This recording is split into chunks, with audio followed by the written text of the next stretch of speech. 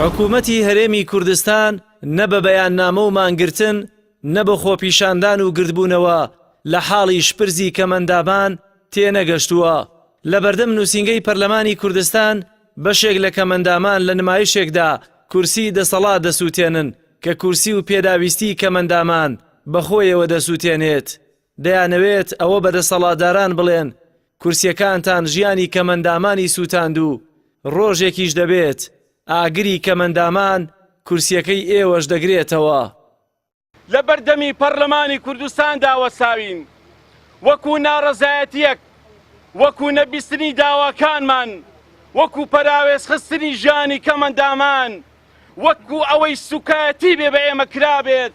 ئەمڕۆ ئامێرەکانمان کە پێی دەڕۆین، گۆچانەکانمان، هێزی ئەژنۆمان لە بەردەمی پەرلەمانی کوردستان دەسووتێنین بەو کورسیەی کە پێی دەڵێن کورسی دەسەڵات.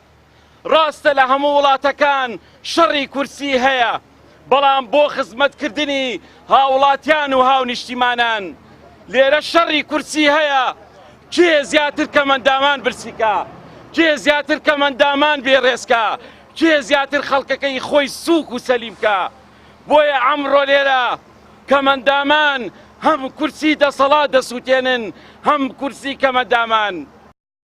پەرلەمانتاران بەهۆی سەرقاڵیان بە هەمواری یاسای دەسەڵاتەکانی سەرۆکی هەرێمەوە لە بینینی نمایشی سووتاندنی کورسی دەسەڵات و کورسی کەمەندامان لە بەردەم نووسینگەی پەرلەمان بێبەش بوون.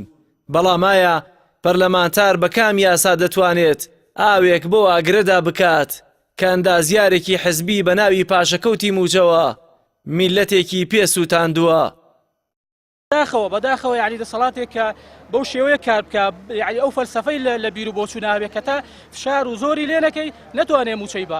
هەر بۆ زانیاریتان هەموو موچەی خاوەن پێداویستی تایبەت کە ژمارەیان نزیکی 100,000 لە هەرێمی کوردستان تەنها 10 ملیار دینارە بێ، لە کاتێکە ئەوان بە پێ ڕێژەی موچەخۆر لە هەرێمی کوردستان لە سەدا زیاتر لە 8 پێک دێنن، بەڵام لە سەدا کەمتر لە یەکی موچەی خەرجکراو بۆ فەرمانبەران و خانشان بەگشتی بۆ خاوەن پێداویستی تایبەت سەرفەکرێ. بەڕاستی بۆیە هیچ بەهانە و هیچ بیانوێک نەبووە بۆی کە موچەی ئەمان کە موچەیەکی کەمە یان 60,000 یان 120,000 ماگانە دۆئاکەوێت.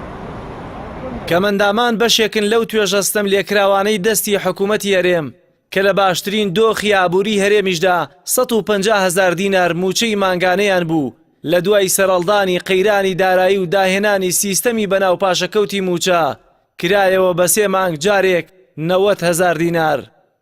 مهم بەنسبەت منەوە ئەوەی کە مهمە، بەنسبەت حکوومەتەوە ئەوەی کە مهمە ئەوەیە کە هەرسی ڕۆژ جارێک معاشێک بدرێتن و من ئاگاداری ئەو نیگەرانیان، بەڵام بە حقیقت ئەمە دڵنیایان دەکەمەوە کە ئەمە نابێ ببێتە جێی نیگەرانی. بە پێچەوانەوە موچەخۆرانی هەرێم نەک بەسی ڕۆژ نیگەران نین، بەڵکو لە سایەی داهێنانی سیستەمی پاشەکەوتدا مانگی 60 ڕۆژی و 90 ڕۆژیشیان تاقی کردەوە.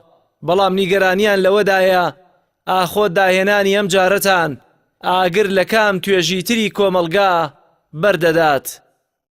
جەلال محەممەد، کەناڵی ئاسمانی پەیام، سلێمانی.